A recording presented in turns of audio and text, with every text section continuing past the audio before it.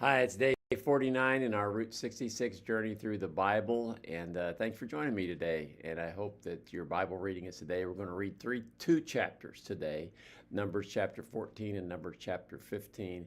And we're going to learn some really good lessons, some important lessons for us to do. You know, some lessons are good, and some lessons, I guess, are bad. In other words, you need to realize that some things just don't do. Learn some good lessons.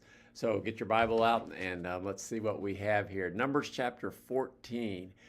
If you recall yesterday's reading, the people decided, I don't know what they decided, but the spies went in and found out that the land was really bad and they got afraid. Well, in Numbers chapter 14, the people panic after hearing about the bad report and they complain. They don't want to go and they want to go back to Egypt. And Joshua and Caleb encourage them to trust God. We can do this, but the people refuse and even talk about killing them. God gets angry and says that because of their lack of faith, they're going to wander in the desert for 40 years until this disobedient generation dies off. Only Joshua and Caleb will go into the promised land. Some Israelites decide that they're going to go ahead and fight anyway. I guess they decided, I don't want, I'm going to go ahead and go. And nope, they're not. They're defeated, and that's the end. And they're going to wander in the wilderness for 40 years. Numbers chapter 15, God gives some laws about the offerings and sacrifices, reminding the people that his promises still stand. Just a reminder of some of the offerings and the sacrifices. He also gives some punishment for breaking the Sabbath.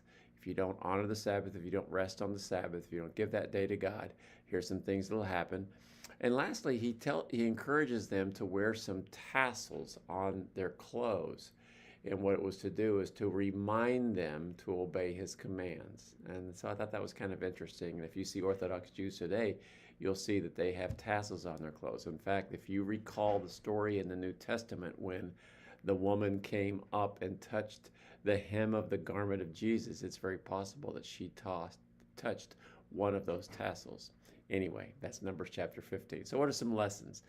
Well, one lesson that we can learn really quick is faith over fear.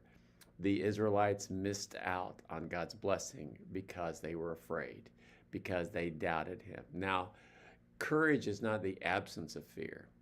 Courage is doing what you should do in spite of your fear. And so we should make sure that our faith overrides our fear. You're still going to be afraid. That's a normal consequence of anything that's potentially dangerous. But trust God. A second lesson is obedience matters. Disobeying God has serious consequences. And when you disobey God, you start down a progress. Now the opposite is true.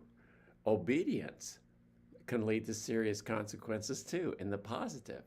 And so the best thing for us to do is make the obedient next choice, the best next choice, even if we've made a series of bad choices and we've disobeyed. The best thing we can do is say, you know what, I'm going to obey. And then the third lesson that we can find out is that God is merciful, but he's just. He forgave the people, but he still held them accountable. And that's something that we need to learn. A lot of people think, well, I don't know if I can forgive that person. You can forgive a person, but still hold them accountable for their actions and still not allow them to get back into the position that they were in. Forgiveness doesn't mean that people aren't accountable for what they've done. And God is merciful to us, but he still holds us accountable. Some good lessons in today's reading. Enjoy the reading today in Numbers chapter 14 and 15. God bless you.